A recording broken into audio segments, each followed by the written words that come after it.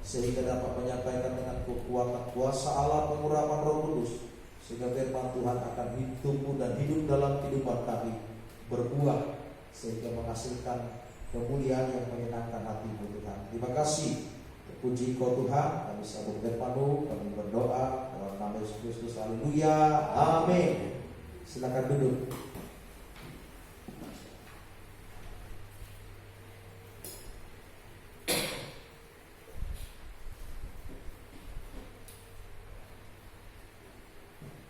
Salam damai sejahtera bagi kita semua. Salam. Puji Tuhan. Ya. Saya bersama dengan istri sampaikan salam ini kepada kita. Kiranya damai sejahtera Tuhan menyertai kita dalam kita bersekutu kepada Tuhan. Bapak Ibu saudara kasih, perjalanan kita hidup, kita jalani dalam hidup kita saat ini adalah perjalanan di akhir zaman. Kita nggak boleh bermain-main Bapak Ibu saudara kasih, sebab semakin dekat dengan kedatangan Tuhan. Jadi kita harus jaga diri, ya. Apapun yang terjadi sekarang, Bapak Ibu saudara kasih, ini merupakan cara Tuhan untuk menolong hidup kita. Bukan berarti kita tidak izinkan sakit, tapi menolong kita untuk kita sungguh-sungguh kepada Tuhan. Jadi kadang-kala bisa masalah, sakit, penyakit, wabah itu yang membuat orang jadi berubah dari kebiasaan hidupnya. Nah, tapi kadang-kala juga karena dilihat sudah berapa lama gak apa-apa, akhirnya bisa juga ada yang kembali kepada hidup masa lama yang tidak berkenan. Tapi hal itu gak boleh kita tiru untuk kasih, ya. Terlebih dalam menyongsong kedatangan Tuhan, Tuhan sudah berkata lewat surat yang ditulis oleh Rasul Paulus, 2 Timotius pasal 3 dikatakan bagaimana manusia yang zaman itu mengalami degradasi, kemerosotan dalam hal karakter. Mereka mencintai diri sendiri. Bapak Ibu tahu mencintai diri sendiri berarti hanya peduli diri sendiri. Pokoknya orang lain tidak peduli dia hanya peduli dengan diri sendiri. Dia hanya ingin diperhatikan, dia hanya ingin dihormati. Hanya itu saudara. Orang lain tidak peduli dia, tapi saudara, dia hanya ingin haknya dan dia ingin bagaimana dia juga dihormati orang. Tapi tidak mau menghormati, tidak mau menghargai orang. Nah, ini saudara. Tidak peduli agama, dalam bahasa Inggris dikatakan unholy. Holy itu kudus, lawannya najis. Dan tidak peduli kekudusan, tidak peduli kebenaran. Yohanes 17 ayat 17 menyebutkan kuduskanlah mereka dalam kebenaran, firman adalah kebenaran. Berarti orang tidak peduli lagi dengan firman. Apa itu firman Tuhan? Memangnya dia bisa kasih kita makan? Itu nanti akan terjadi Bapak Ibu saudara kasih. Ya. Nah, tidak tahu terima kasih. Ya, tidak mengingat jasa-jasa orang yang pernah menolong mengasihinya. Sehingga apa? Satu kesalahan sudah menghapuskan. Makanya peribahasa mengatakan sedikit bilang merusak susu sebelah. Sedikitnya kesalahan otik do bosirna sedikitnya, tapi jadi meluas. Ini Bapak Ibu saudara. Ya, tidak hormat kepada orang tua. Ya, bagaimana sekarang banyak orang ya sudah luar biasa saudara. Coba saudara, Indonesia kan selalu mengadopsi kurikulum tatanan hidup orang luar negeri, betul ya? Bangga diadopsi disiplinnya bagaimana? Coba kita lihat bagaimana di luar negeri sekarang. Orang sudah kawin cerai, Bapak Ibu kasih. Bahkan belum menikah sudah punya anak dulu. Di sana pacarnya punya anak, di sana pacarnya punya anak. Nah, lalu setelah dilihat berapa tahun, nah inilah yang dipilih dia.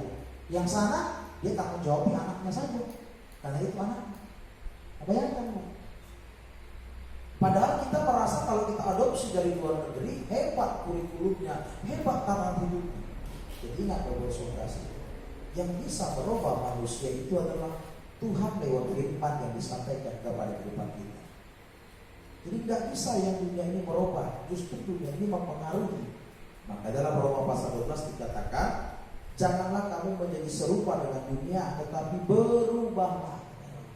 Jangan ikuti. Nah, ini yang kita harus perhatikan. Kita lanjut firman Tuhan dalam Wahyu pasal 22 ayat 20 sampai 21. Bapak Ibu selalu kasih banyak rahasia firman Tuhan dalam dua ayat ini, Bapak Ibu selalu kasih, yang kita akan lihat, kita pelajari, dan nanti kita berkaca kepada firman ini. Saya sudah sampai di mana ya? Ya, jadi firman ini bukan hanya disampaikan untuk diketahui. Firman untuk diketahui dan untuk dilakukan. Amin. Ya, kalau hanya diketahui nanti kerjanya hanya ngoreksi. Besok Bapak Ibu lihat saya salah, pendeta ini salah begini-gini. Padahal lebih banyak salah jemaat daripada hamba Tuhan. Nah, hamba Tuhan itu sering mengalah terus. Tapi salah sedikit hamba Tuhan karena mungkin marah, dipakailah ayat jangan marah. Nah, kan gitu kan. Nah, ini kita harus perhatikan. Jadi firman tidak boleh hanya diketahui, tapi firman harus sampai tertulis dalam hati dan dilakukan. Wahyu 22 ayat 20 sampai 21. Ia yang memberi kesaksian tentang semuanya ini. Ia berfirman, ya aku datang segera. Aku datang segera. Amin, datanglah Tuhan Yesus. Amin, datanglah Tuhan Yesus. Kemudian kasih karunia Tuhan Yesus menyertai kamu sekalian. Amin. Ya, gereja Tuhan yang menantikan kedatangan Tuhan memerlukan kasih karunia. Kasih karunia itu apa? Yang pertama adalah pengampunan. Bagaimana kita masih mendapatkan pengampunan dari Tuhan dengan kita mengaku dosa kita. Itu dalam Yohanes 3:16 dikatakan, karena begitu besar kasih Allah ke dunia ini, sehingga Dia telah mengaruniakan Anak Tunggal supaya setiap orang yang percaya kepada tidak binasa melainkan peroleh hidup yang kekal. Tetapi kasih karunia Tuhan yang lain adalah apa? Kehidupan, kesempatan hidup seperti Nuh.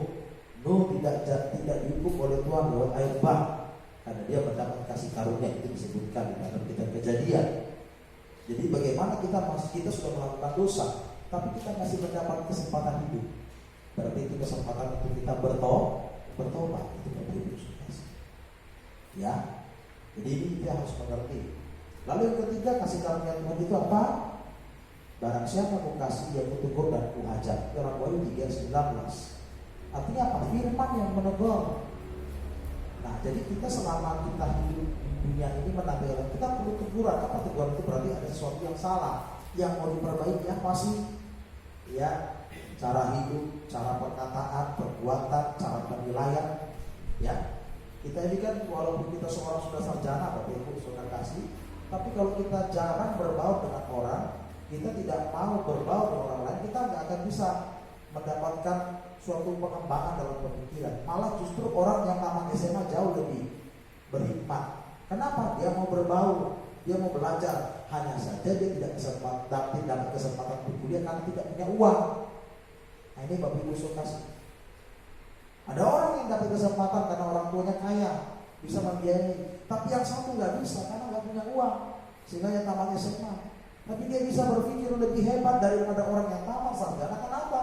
Dia mau belajar, dia berbaur sama orang lain, sehingga terjadilah perubahan mindset, pola pikir, pola pandang. Ya, tidak seperti kata dalam tempurung. Pada waktu dimasuk dalam tempurung, dia melompat sedikitlah tingginya. Setinggi mana 10 cm, 20 cm tempurungnya 20 cm lebih tinggi. Tapi setelah dibuka tempurungnya, padahal dunia ini luas, bisa dia melompat 2 meter, kan? Tapi tetaplah 20 cm dia. Nah, ini saudara. Ya. Orang yang tidak merasakan kebaikan, yang tidak bisa mengalami perkembangan, sama seperti saudara kasih. Sekarang ini semua buntu, semua rame. Bagaimana kita mau keluar saudara kasih ya? Kita nggak tahu jalannya. Wah, di sana padat, macet. Tapi orang yang mau meningkatkan kualitasnya, dia akan naik satu tangga, naik tangga kedua. Oh, rupanya di sana bisa dalam. Kau yang dari sana mau ke sana, kau yang dari sana ke sana, kau yang dari sana ke sana. Akhirnya jadi kosong. Karena dia mau mengupgrade, meningkatkan. Kalau istilah kita meningkatkan kualitas. Kalau kita bisa meningkatkan kualitas kita dalam mengikuti Tuhan, luar biasa kita harus. Kasih karunia Tuhan itu teguran Tuhan. Nah, orang yang ditegur, dia tidak akan sakit hati kalau dia mau meningkat. Amin. Iya, ngapain? Tapi kalau dia ditegur, perbaiki, salah saya. Jangan merasa kita ambil. Kalau ada sesuatu yang datang kepada kita, pertimbangkan dulu, baik atau tidak. Ini bisa meningkat atau tidak. Nah, ini baru saudara. Jadi kita perlu juga kasih karunia Tuhan, teguran, perlu kita ditegur. Jangan hanya kehadiran ke gereja, yang jelas sudah tidak absen lagi, sudah tidak lagi apa. Tapi baru besok kasih, kita bisa saja ditegur nanti. Kenapa saat kita ada masalah ke gereja? Mana pendeta ini? Rajinnya ke gereja, hanya gara-gara sekali ke gereja kok jadi tegur. Padahal sebenarnya kasih dia, Mama, Pak, Ina, Ibu. Kalaupun masalah datang, tetap datang kepada Tuhan. Maka Tuhan akan menolong. Seringkali kita gali gudang masalah. Bagaimana Bapak Ibu Saudara? Sama seperti kita butuh sesuatu untuk makan. Gak ada pekerjaan, kita di PHK. Apa dengan kita berdiam datang makanan itu? Kerjakan apa yang bisa. Kalau kemarin kita harus kerja di kantor, kenapa sih kita harus memungut sampah yang bisa dijual menjadi uang? Nah ini. Sehingga kita bisa membeli suatu rumah. Nah ini Bapak Ibu. Ya. Jadi semoga kita bisa mengerti itu Bapak Ibu Saudara. Ya. Jangan kita mudah sakit hati ketika kita ditegur. Justru kalau tegur punya. Enggak pernah Bapak Ibu Saudara kalau kita benci sama seorang kita tegur dia. Bisa itu ada bahaya. Nggak mungkin. Mana kita dia nakal kesana, dia nakal. Kan gitu. Itu biasa. Jadi kalau kita ditegur, saya sebagai hamba Tuhan, siapapun yang menyatakan firman Allah menegur kita, ya, apalagi kalau dalam gereja kan nggak tahu pendeta itu. Saya di sini apa tahu, Bapak kasih sekali seminggu saya datang ke sini, ya, berapa lama saya di sini kalau Bapak kasih, tapi itulah firman Tuhan kalau disampaikan dengan pergumulan itu akan mengena kepada kehidupan kita. Dan kalau kita pernah berkata Tuhan ampuni saya, tolong saya bisa melakukan, itulah maka sampai kepada kedatangan. Kasih karunia Tuhan juga berkat. Nah berkat Tuhan dalam kehidupan kita. Nah bagaimana kita menghadapi kasih karunia? Sebab apa? Banyak orang ketika sudah terima berkat dari Tuhan justru menyangkal Tuhan. Ya, menyangkal Tuhan. Dulu dia berdoa, kalau aku jadi begini, aku akan sungguh-sungguh beriman. Dikasih Tuhan pekerjaan, dikasihnya begini. Tiba-tiba karena seorang wanita tinggalkan Tuhan Yesus. Padahal dia bisa begitu. Didoakan di gereja, didoakan jemaat, didoakan hamba Tuhan, bernasar kepada Tuhan. Tapi setelah dapat, karena lihat kecantikan seorang wanita, apalagi dipikirnya orang kaya juga, ya tinggalkan Tuhan Yesus. Sama-sama nanti dibilang sama-sama kita menuju ke surga. Betul, sama-sama menuju ke surga. Tapi ingat, siapa jalannya? Hanya Tuhan Yesus. Semua menuju ke bawah dunia, tapi sampai demikian juga kita ke surga. Mungkin dalam orang beliau bisa saya sampai, mungkin ada yang lama. Karena apa? Lewat jalan kaki, naik sepeda, jalannya berliku-liku kemana-mana. Tapi kalau ke surga hanya Yesus. Nah seperti itu mari Bapak Saudara. Nah sekarang menghadapi kasih karunia, firman Tuhan kepada kita hari ini apa? Jangan menyangkal Tuhan dalam kasih karunia Tuhan. Kita baca di dalam Markus pasal 14. Jangan sampai menyangkal Tuhan ya Bapak Ibu Saudara. Ya, menyangkal Tuhan di dalam kasih karunia, terutama dalam hal berkat. Ya ada kasih karunia itu juga bentuknya dalam apa? Pemikulan salib. Kita sudah baca dalam 2 Petrus ya. Dalam surat Petrus dikatakan barang siapa menderita bukan karena salah, yaitu adalah kasih karunia. Jadi kalau kita menanti katakan Tuhan, kita akan mendapatkan juga berbagai macam penderitaan, pemikulan salib. Bukan berarti tidak ada berkat. Jangan kita bilang salib-salib terus. Justru di balik salib ada kemuliaan. Dalam surat Korintus itu disebutkan. Kita baca Markus 14 ayat 66 sampai 72. Kita baca di sini. Markus 14 ayat 66 sampai 72. Petrus menyangkal Yesus. Pada waktu itu, Ya, Petrus masih ada di bawah, ya. di halaman. Lalu Datanglah seorang hamba perempuan imam besar. ya, Dan ketika perempuan itu melihat Petrus ya, sedang berdiam, ia menatap mukanya dan berkata, ya. engkau juga selalu bersama-sama dengan Yesus orang Nazaret itu. Tetapi ia menyangkalnya, Ya. dan berkata, aku tidak tahu, Aku tidak tahu dan tidak mengerti apa yang engkau maksud. apa yang kau maksud. Kemudian Lalu ia pergi ke serambi muka, ya, dan berkokoklah ayam. dan berkokoklah ayam. Kemudian Ketika hamba perempuan itu melihat Petrus lagi, Berkatalah ia pula kepada orang-orang yang ada di situ, Ya, orang ini adalah salah seorang dari mereka. orang ini salah seorang dari mereka. Tetapi Petrus menyangkalnya pula. Ya, Tidak lama kemudian orang-orang yang ada di situ berkata juga kepada Petrus, apa katanya?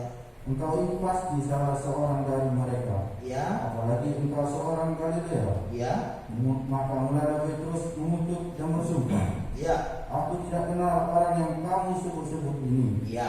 Dan pada waktu itu berkokolah ayam untuk kedua kalinya. Sebelum Maka teringatlah Petrus bahwa Yesus telah berkata kepadanya, sebelum ayam berkokok 2 kali, engkau telah menyangkal aku 3 kali. lalu Lalu menangislah ia terseduh-seduh. sampai di sini.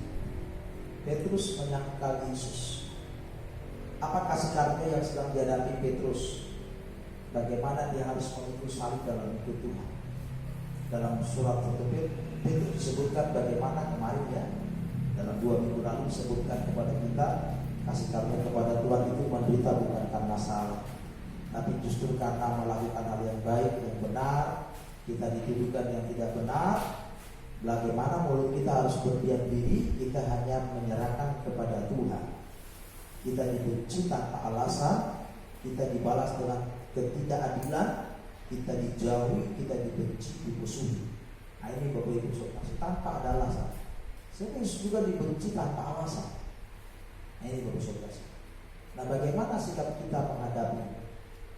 Nah Petrus belum bicara tentang hal yang berat, dia takut disalib. Karena apa? Pertama kan waktu Yesus ditangkap, Petrus mengambil pedang dan meletakkan pedang itu ke telinga Malkus. Yesus berkata, sarungkan pedang, jangan pakai pedang. Lalu Yesus ambil keping itu dikembalikan ke telinganya Malkus. Setelah itu Yesus dibawa.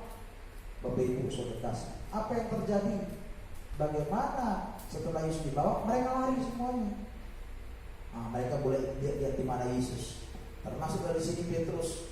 Nah, ada orang kumpulan orang di tengah malam berdiam dekat api, kayak api unggun itu kan didekati karena kedinginan. Nah, apa yang terjadi? Orang berkata, aku kan salah seorang dari pengikut Yesus, orang Nazaret itu. Oh, udah kenal. Aku udah tahu sampai berulang kali. Dan kali ketiga dia berkata, apa katanya? Sumpah. Petrus diperhadapkan dengan situasi pemikulan salib waktu itu. Sengsara karena hidup Yesus. Nah sekarang prakteknya kepada kehidupan kita. Bagaimana kehidupan kita mungkin sekarang diperhadapkan dengan kondisi demikian. Mungkin sekarang mungkin kita tidak diperhadapkan dengan kondisi dibenci orang, dijauhi orang. Tapi COVID-19 sekarang, ya, pandemi yang sedang terjadi, bagaimana Bapak Ibu kasih? Apakah di tengah hal penderitaan yang kita alami sekarang, kita menyangkal Tuhan? Nanti kita akan lihat bagaimana praktiknya. Kita lihat Petrus menyangkal Yesus lewat apa? Perkataan kan? Tapi hatinya apa? Kan nangis tadi kan? Terseduh-seduh, ampuni aku, terpaksa aku omong Tuhan demi menyelamatkan diri. Terpaksa itu perkataan. Nah sekarang kita lihat, kalau Petrus dulu menyangkal lewat perkataan, manusia zaman sekarang bagaimana menyangkal Tuhan? Menyangkal Tuhan yang pertama, ayat 67 sampai 68 itu bicara tentang menyangkal lewat perkataan. Oke, mungkin kita akan tetap masih berkata Yesus Tuhan kita. Tapi coba nanti kalau ada antikris, Yesus Tuhan itu siapa? Ini. Makanya sekarang kita kuatkan iman kita supaya mulut kita tetap mengakui Yesus itu sebagai Tuhan. Jangan hanya perbuatan. Ada apalah mulut bohong sedikit, dosa putih katanya. Tidak ada itu Bapak Ibu Saudara. Ya, nggak boleh seperti itu. Jadi kita harus tetap pertahankan. Nah, bagaimana praktek lewat perkataan menyangkal Yesus? Di sini apa? Petrus tidak mau mengakui Yesus di depan manusia. Dia tidak mau mengakui bahwa dia pengikut Yesus. Ya, jangan sampai kita malu. Lukas 9 ayat 26. Sia-sialah pelayanan kita, pengakuan kita, pekerjaan kita untuk Tuhan selama ini, kalau toh kita akhirnya tidak mau mengakui Yesus sebagai Tuhan dalam perkataan kita. Lukas pasal 9 ayat 26. Ya, Lukas 9 ayat 26. Sebab barang siapa malu karena aku Siapa malu karena aku dan karena perkataanku, dia takut untuk menyaksikan tentang Yesus adalah Tuhannya, bahwa dia adalah pengikut Yesus, maka apa kata Tuhan? anak manusia juga akan malu karena orang Anak itu. manusia, itulah saya sebagai anak manusia, kelak akan malu untuk menyatakan bahwa aku kenal orang itu. Kemudian Apabila dia datang kelak dalam kemuliaannya dan dalam kemuliaan Bapa dan malaikat-malaikatku. Tuhan tidak mengaku kita. Ya, jadi mari dalam Wahyu pasal 3 kepada satu sidang jemaat yang kecil, itu kan ada sidang jemaat, 7 sidang jemaat ya di Asia kecil dalam kitab Wahyu 2 sampai pasal 3. Nah, salah satu jemaat yang sangat kecil di sana adalah Philadelphia, yang sudah mengalami pembukaan pintu dari Tuhan. Dikatakan kalau Tuhan sudah membuka, tidak seorang pun bisa menutup. Jadi kalau Tuhan yang sudah membuka pelayanan itu, tidak ada bisa cara iblis untuk menutup. Apa? Ya. Kalau Tuhan yang membuka ya, bukan emosi, bukan mosok jago-jagoan. Benar-benar Tuhan, nah pasti akan dibela. Nah, kepada jemaat ini diingatkan oleh Tuhan lewat malaikat ini, kamu tuh jemaat yang kecil, tidak seberapa, tapi jangan sangkal Tuhan. Wahyu pasal 3 ayat 8. Coba kita baca. Ini jemaat Bapak Ibu Saudara kasih di Asia kecil. Wahyu pasal 3 ayat 8.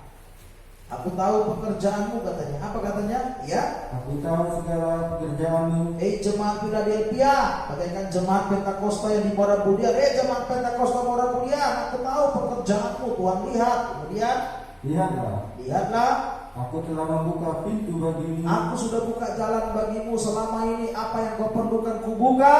Kemudian, yang tidak dapat ditutup oleh seorang pun. Iya, tidak ada seorang pun yang bisa mengganggu engkau. Iya. Kemudian, aku tahu bahwa kekuatanmu tidak seberapa. aku tahu tidak seberapa kekuatanmu, ekonomimu, jumlahmu kecil. Tetapi apa katanya? Namun engkau menuruti firman-Ku. Namun engkau tetap menuruti firman-Ku, dan engkau tidak menyangkal nama. aku bangga kepada engkau. Tapi apa katanya? Aku kepada jemaat Philadelphia sudah sangat kecil ini, engkau tidak menyangkal namaku. Apa katanya? Ya, lihatlah ayat 9 katanya. Kita baca. Lihatlah, Ya, beberapa orang dari jemaah itu, ya, yaitu mereka yang menyebut dirinya orang Yahudi, tetapi yang sebenarnya tidak demikian, ya, melainkan berdusta, akan kuserahkan kepadamu. ya, Sesungguhnya aku akan menyuruh mereka datang dan tersungkur di depan kakimu dan mengaku bahwa bahwa aku mengasihi nah engkau. ini Tuhan bela. Hei jemaat Philadelphia, tetap kau setia. Selama engkau tidak menyangkal aku, nanti orang-orang yang merendahkanmu akan kusuruh datang kepada engkau dan sujud dan berkata, betul ya Tuhan mengasihi engkau walaupun kau kecil. Bagaimana kita akan ditinggikan Tuhan di depan musuh kita? Kalau dalam Mazmur 23 dikatakan apa? Tuhan memberi makan kita di depanmu. Wah, bayangkan musuh pengen kita mati, musuh pengen kita secara HP tambahi berkati Tuhan. Inilah pembelaan Tuhan kepada kita. Kalau kau menuruti firman dan tidak menyangkal namaku, kau berani mengaku namaku. Ayat 10 terakhir, kemudian karena engkau menuruti firman-Ku untuk tekun menantikan aku, maka aku pun melindungi engkau dari hari pencobaan yang akan datang atas seluruh dunia untuk mencobai mereka yang diam di bumi. Tuhan lindungi kita. Artinya apa? Tuhan tidak izinkan kita masuk ada yang pikir. Sebagaimana cara Tuhan? Yang pertama, kita mungkin dijemput Tuhan, kita mati lebih dulu sebelum antikristus datang. Tapi yang kedua, antikristus datang, kita disingkirkan Tuhan di satu tempat. Itu dikatakan. Jadi cara Tuhan melindungi kita. Yang pertama, mungkin kita diambil Tuhan sudah cukup kau sampai di sini walaupun umur muda, masih muda, Tuhan panggil. Kenapa? Kalau antikris, siapa tidak terima simbol antikris, ya, yang akan ditanam di kepala dan di tangan kanan. Jadi bukan dilukiskan 666 maksud kasih ya. Dia akan diletakkan. Ya, makanya jadi perdebatan sekarang ya tentang biochip yang akan ditanam dalam tubuh dengan alasan kan Bapak Saudara kasih semua nanti awalnya untuk keuntungan. Kalau mulai chip kemarin lewat ATM lalu dimasukkan ke handphone, ya di handphone, dengan handphone bisa semua. Nah sekarang sudah mulai dipasang di tangan supaya apa? Nanti kalau hilang bisa dicari karena ada sistem GPS kan gitu. Ya. Pertama kemudahan dulu, ya. Sama seperti kayak kita dibuat kemarin Bapak Ibu Saudara kasih, saya bukan mengasuh tidak, tapi begitu kemudahan bagi orang yang ngapain. Nah sudah kemudahan semuanya dengan uang elektronik, ya kan? Bisa ketahuan siapa yang korupsi atau tidak itu nanti. Kita nggak akan lihat uang lagi nanti. Pokoknya masuk ke nomor rekening kita sekian, nah belanja scan kurang, udah gitu aja. Nanti kalau kita mau belanja nggak bersekian ya sudah balikin barangnya karena uangnya habis. Dan cukup lagi saldo itu. Ini Bapak Ibu Saudara mengarah. Kenapa? Dalam kitab Wahyu disebutkan tidak bisa membeli, tidak bisa menjual. Kan itu transaksi dulu, alat transaksi. Nah, lalu kedua muncul dia dalam satu. Nah, kalau tidak menerima nanti dipaksa. Karena kaitannya penyembahan kepada antikris, menyembah patung antikris. Siapa tidak sujud menyembah kepadanya, dia akan dipenggal kepalanya.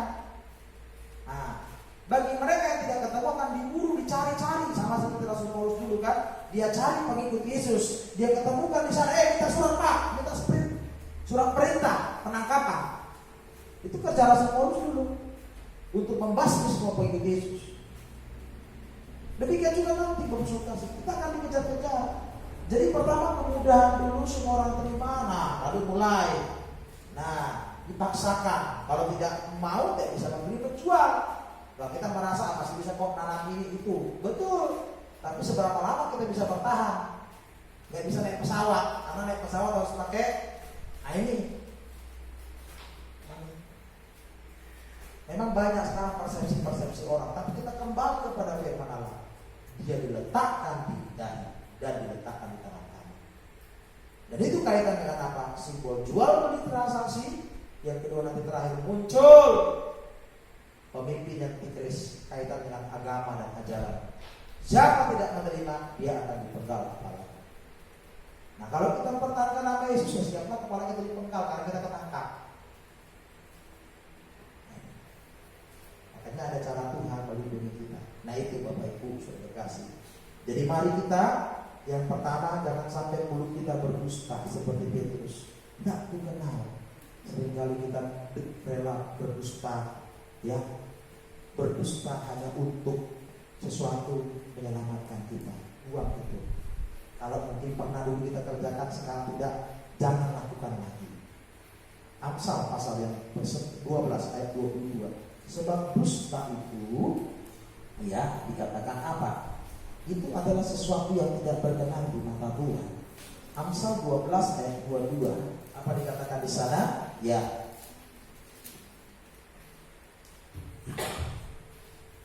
Ya, apa dikatakan? Amsal 12 ayat 22.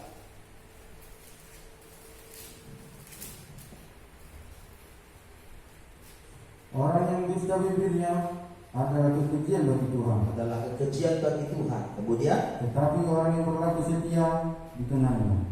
Dusta bibir itu kekejian. Dusta dikaitkan dengan apa? Kesetiaan. Jadi orang yang setia dia jujur.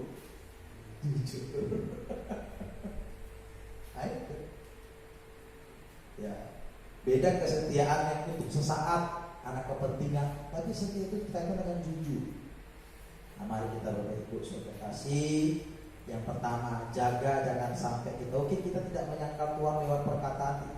Kita tetap mengakui Yesus, tapi mulut kita dusta. Ya, apa? Menyangkali kebenaran ini.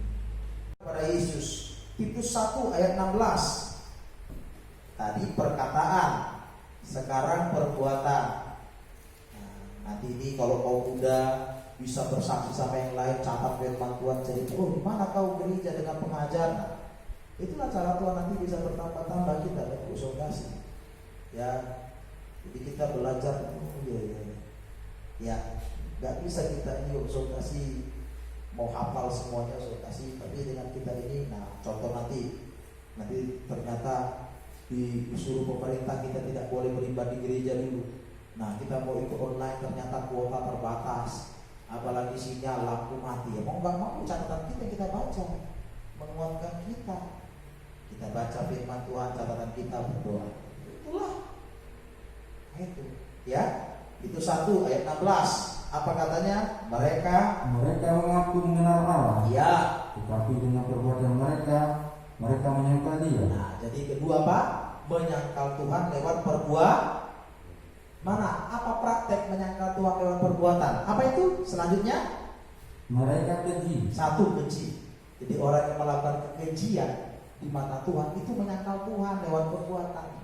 Yang kedua, dan durhaka, nggak tahu terima kasih, itu orang yang menyangkal Tuhan. 3, dan tidak sanggup berbuat sesuatu yang baik. Nggak pernah bisa sanggup untuk berbuat yang baik. Ini menyangkal Tuhan, saudara. Sulit kali orang berbuat baik. Apalagi zaman sekarang, Bapak Ibu Saudara ya. Kalau diajak berkorban, aduh, alasannya kopi. Padahal apa sih kopi? Masih kerja kok, gaji jalan terus. Ya. Kalau memang nggak bisa lebih banyak ya nggak apa-apa. Tapi jangan itu alasan untuk kita tidak berbuat baik. Nah sudah diajak korban tidak mau, tapi ketika dia disakiti orang ditunjukkan dia hartanya banyak, minjam pun dia masih bohong isi kau. Anjir.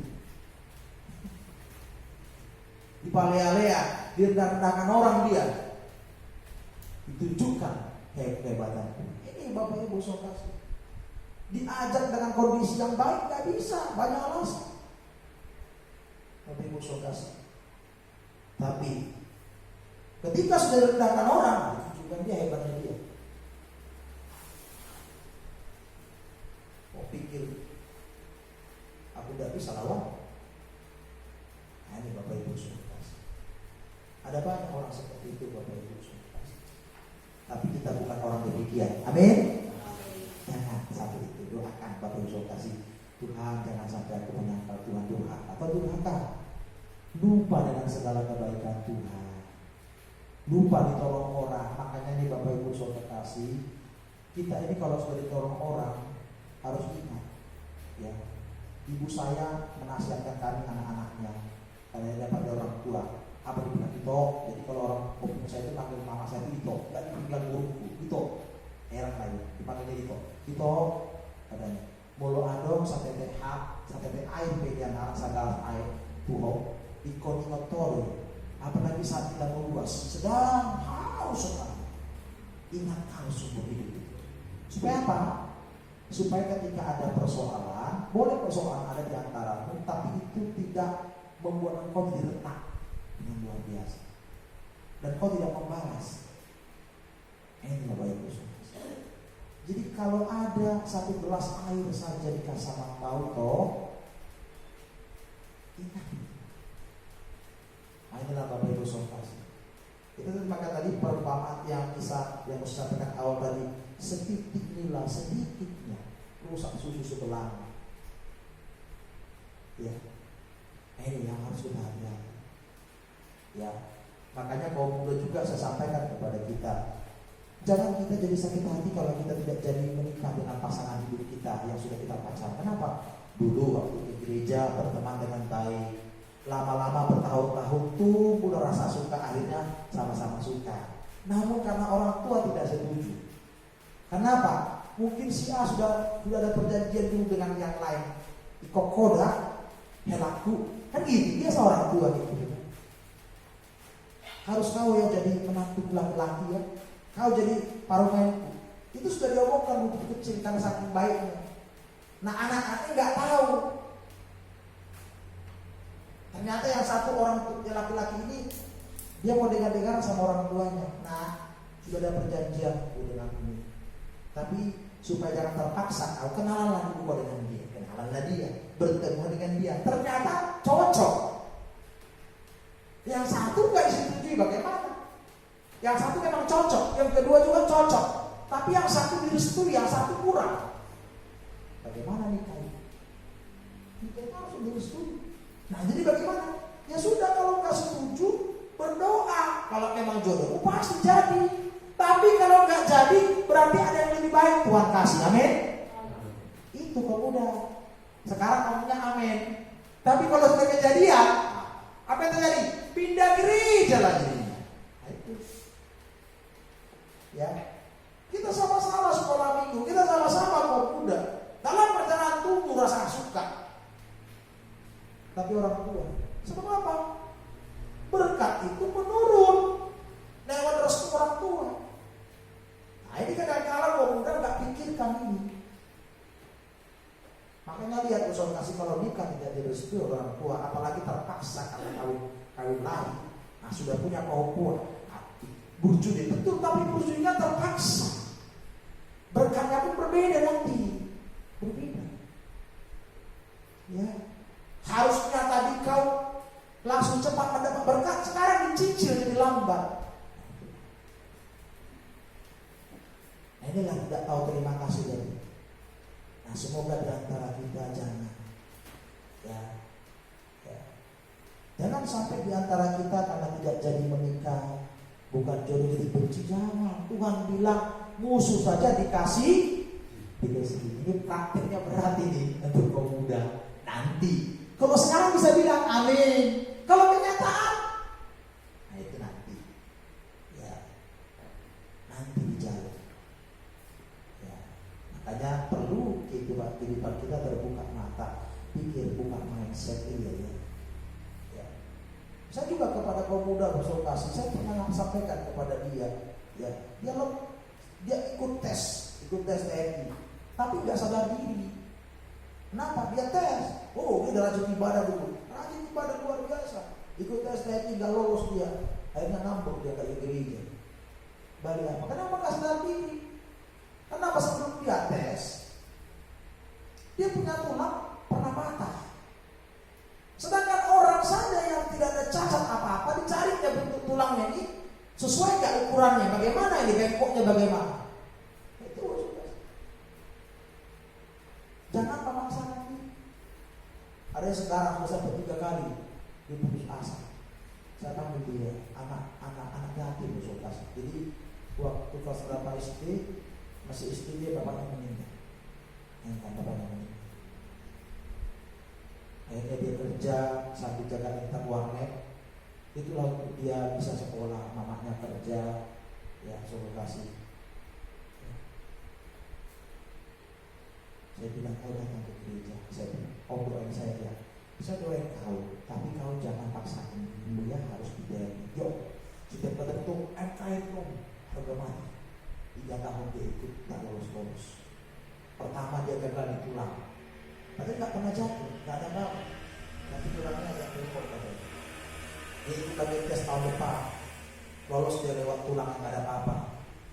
Nah, terakhir kemarin ikut lagi tes, kalah dia kan, nggak bisa masuk. Ketiga, tingkat daerah kalah dia, mau dikirim. Saya bilang, sampai dia turun solokasi yang harusnya dia ambil yang untuk kalau buat tentara itu apa namanya, bintara, ya. Jadi ambil yang paling bawah. Pokoknya yang taman SMP dulu bisa masuk, kan sekarang yang taman SMP lagi SMA. Gitu. Pangkat paling bawah sekali. Ya, mungkin dengan ini aku bisa. Nanti kalau istilah orang serjana itu umpan pelor. Jadi istilah orang itu yang itu perang-perang, pasukan. Ya. Ini serjana di depan untuk jadi apa? Jadi dia rela biar nggak dapat istilahnya dapat calon-calon pemimpin nanti dia seperti saya. Tapi ternyata saya bilang, ya nggak bisa lagi loh karena usia saya. Sudah saya bilang. Tapi kok masih ada orang mau tes polisi lagi, gigihnya. Tes polisi yang pertama dan yang terakhir pula karena usia. Tapi kau jangan putuskan saya. Kalau Tuhan mengizinkan kau di sana, kau jangan takut. Ada rezekimu nanti lewat cara. Penting kau terus jalan. Tapi ada yang seperti yang tadi putus asa, akhirnya tidak berbaring lagi. Jadi kita kita harus tahu, sadar dulu kemampuan kita di mana ini. Lalu bagaimana kita mengikut Tuhan? Jangan Tuhan bilang, oh rajin ibadah, Tuhan berkati begini. Ya betul, semua Tuhan kasih. Tapi berkat Tuhan sekarang sama kau apa? Kesehatan dulu. Tuhan mau lihat dulu kesetiaanmu. Bagaimana Tuhan mau berkati lebih kalau Tuhan tidak lihat kesetiaan? Jadi tidak tahu terima kasih. Durhaka, tidak bisa berbuat yang baik, melakukan kebencian. Salah satu bentuk perbuatan menyangkal Tuhan. Mulut kita memuji Tuhan, tapi perbuatan kita tidak menyangkal Tuhan. Jangan sampai terlambat. Kalau Petrus masih enak, karena Yesus masih datang kali kedua. Buktinya apa? Petrus menyangkal, Yesus masih di muka bumi, Yesus datang kepada dia. Yang 3 kali dia menyangkal Yesus, 3 kali Yesus berkata kepada dia, Petrus, apakah kau mengasihi aku? Ya. Kalau begitu gembala yang ngadu dua-dua. Yesus datang lagi. Petrus, kau mengasihiku? Iya. Gembala ngadu dua-dua. Kali ketiga Yesus berkata lagi, juga dia nangis. Kenapa? Di kali ketiga Petrus ditanya tentang mengasihi Tuhan. Di kali ketiga juga Petrus menyangkal Tuhan, dia nangis. Ya. Nah ini Bapak Ibu Saudara kasih. Jadi mari kita Bapak Ibu Saudara kasih. Yang kedua, lewat perbuatan. Jaga perbuatanmu, ya, jangan sampai menyangkal Tuhan. Apa kata Tuhan? Akuilah Tuhan dalam segala laku. Laku itu apa? Perbuatan. Ayo.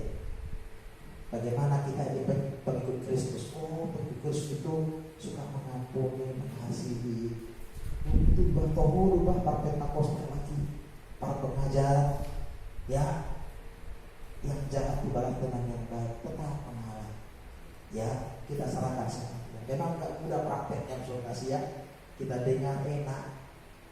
Makanya untuk mampu berdoa, Yesus katakan kepada para murid, berjaga dan berdoa supaya kamu jangan jatuh ke dalam pencobaan. Jadi pencobaan datang. Nah, apakah kita akan melakukan dosa? Itu yang kedua. Dan yang ketiga, ini Bapak Ibu saudara kasih, ya, bentuk penyangkalan terhadap Tuhan. Ya, Kisah Rasul 26 ayat 11. Kisah Rasul 26 ayat 11. Tadi perkataan, oke, kita masih memuji Tuhan ya. Perbuatan bagaimana? Nih, saya kasih ya. Kita sendiri yang tahu, perbaikilah.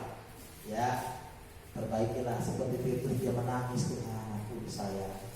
Ya, Kisah Rasul pasal yang ke-26 ayat 11. Apa dikatakan di sana? Apa yang dilakukan Rasul Paulus supaya orang menyangkal Yesus? Ya, apa katanya? Dalam rumah-rumah ibadah, Ya, aku sering menyiksa. Ini pengakuan Rasul Paulus ya. Dia siksa, ya.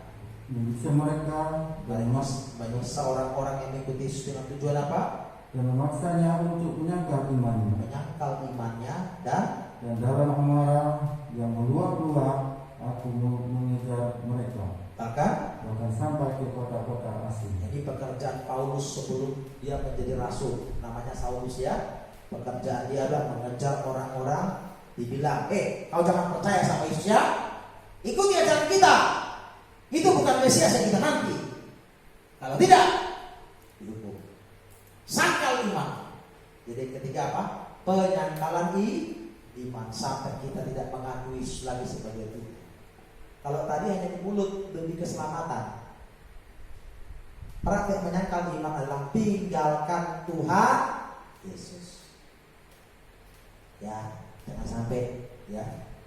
Kalau sudah tinggalkan Tuhan Yesus itu pasti ada keuntungan. Di mana orang meninggalkan sesuatu kalau nggak ada keuntungan? Ya, apa? Uang, jabatan, kedudukan, apalagi keselamatan, kemuliaan. Itu seringkali yang membuat orang menyangkal iman. Nah, semoga kita jemaat Tuhan di tempat ini, mari berdoa. Tolong saya Tuhan, jangan sampai saya menjadi kehidupan yang menyangkal Tuhan. Jangan sangkal Tuhan lewat perkataan, lewat berdusta. Jangan sangkal Tuhan lewat perbuatan, apalagi menyangkal iman. 1 Timotius 4 ayat yang pertama. Ya, Tuhan sudah katakan di akhir zaman ada banyak orang akan murtad, gugur dari iman Tuhan katanya dalam 1 Timotius 4 ayat 1 ya. Tetapi Roh dengan tegas mengatakan Ya, bahwa di waktu-waktu kemudian, di waktu-waktu akhir kedatangan Tuhan, ya, ada orang yang akan murtad. Ada orang yang akan murtad, gugur dari iman, menyangkal imannya, kemudian lalu mengikuti roh-roh penyesat. lalu mengikuti roh-roh penyesat, mengikuti ajaran-ajaran lain. Tersesat, kenapa? Tidak ikuti jalan Tuhan. Sampai di sini. Jadi di Bapak Ibu Saudara kasih, jangan sampai kita mengikuti. Nah, penyangkalan iman ini terjadi karena apa? Sebagai terakhir kita baca Matius 13 ayat 21. Ya.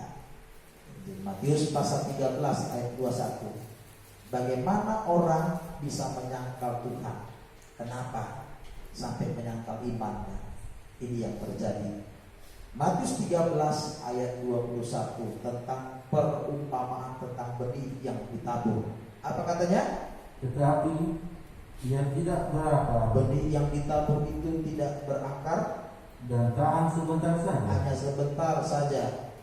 Apabila datang penindasan atau penganiayaan karena firman itu, maka orang itu pun segera murtad.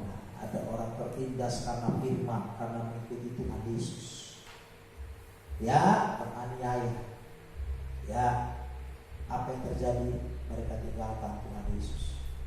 Semoga kita sebagai jemaat Tuhan di tempat ini yang sudah dikasih oleh Tuhan tidak tinggalkan Tuhan. Setialah. Bagaimana kita bisa setia? Dimulai dari kehidupan kita yang mau mengasihi Tuhan. Tidak ada kekuatan kita untuk kasih untuk kita berani mengatakan kita mengikuti Yesus di dalam keadaan sulit selain dari Tuhan yang menolong kita. Tidak ada kemampuan kita untuk berlaku benar dalam keadaan sulit sekarang. Ya, perbuatan kita. Ya, bagaimana perbuatan kita tidak melakukan yang keji? Apa yang keji? Yang curang dalam kondisi pandemi sekarang, ekonomi yang sulit bagi orang lain, banyak orang. Tidak membuat kita jadi berbuat dosa untuk menggapai apa yang kita inginkan. Kita bisa belajar untuk menahan diri kita, ya, menahan diri kita, ya, menahan apa yang kita ingin makan dan minum, ya, yang penting dari hasil yang benar, ya.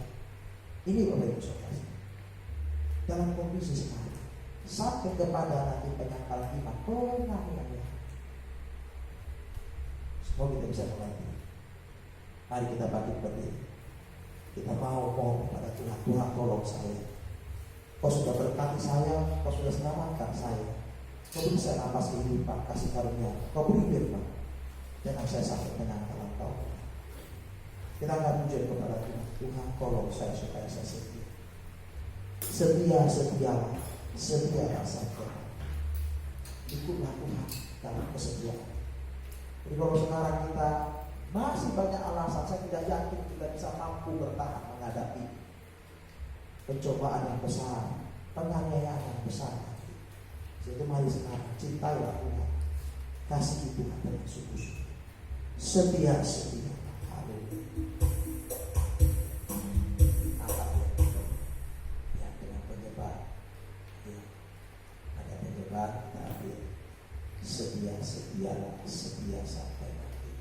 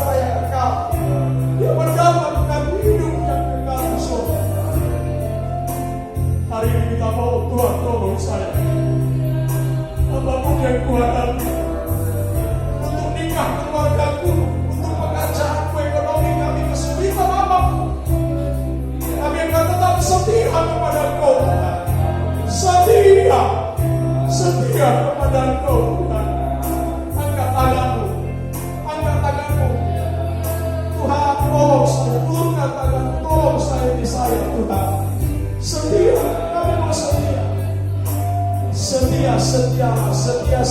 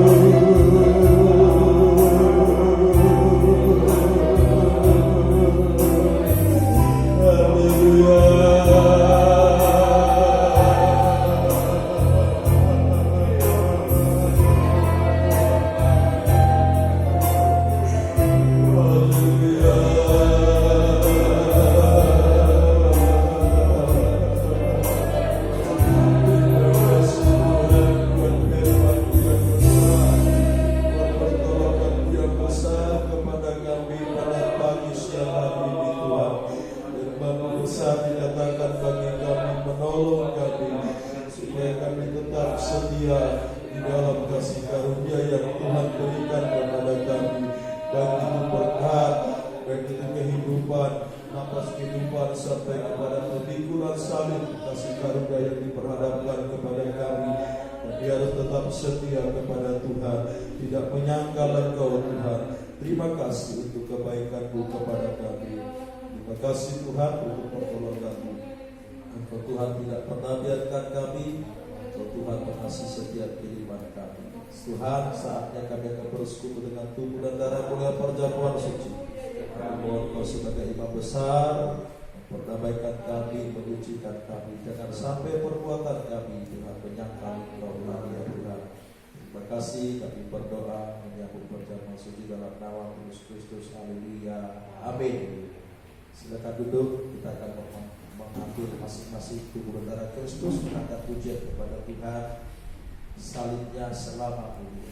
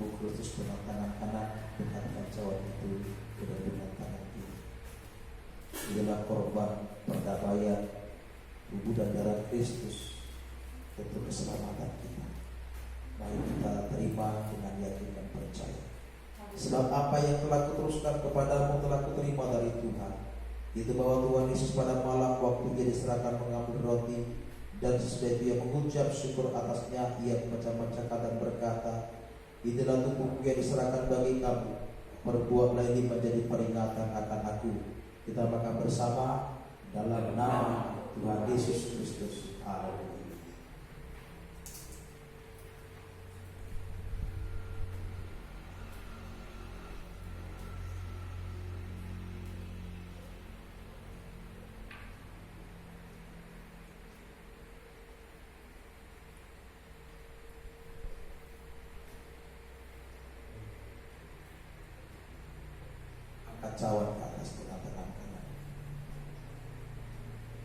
Demikian juga dia mengambil cawan sesudah makan lalu berkata, cawan ini adalah perjanjian baru yang dipeteraikan oleh darahku. Perbuat lagi setiap kali kamu minum jadi peringatan akan aku. Sebab setiap kali kamu makan roti dan minum cawan ini, kau datang. Kita minum bersama di dalam nama Tuhan Yesus Kristus. Haleluya. Angkat kedua tanganmu, sembahlah Tuhan, ucapkan syukur kepada Dia.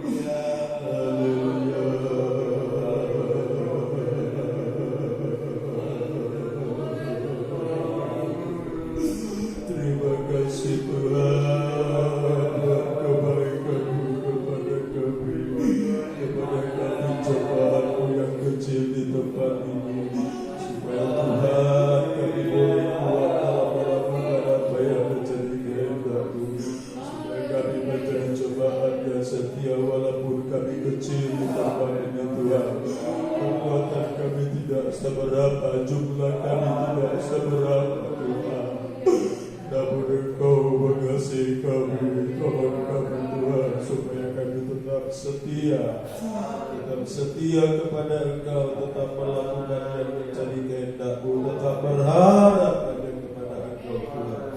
Engkaulah pemelihara kami, pertolongan kami, perlindungan kami. Engkaulah Tuhan yang memberkati kehidupan kami. Segala hormat bagi-Mu Tuhan. Terima kasih buat perjamuan suci pada siang hari ini, memperdamaikan dosa kami. Kuatkan iman kami Tuhan, bagi hutang kami kepada Engkau, sehingga perkataan perbuatan kami tidak menyangkal Engkau, apalagi kami tidak menyangkal iman kami kepada Engkau Tuhan. Terima kasih, kami berdoa dalam nama Yesus Kristus. Haleluya. Amin. Silakan duduk.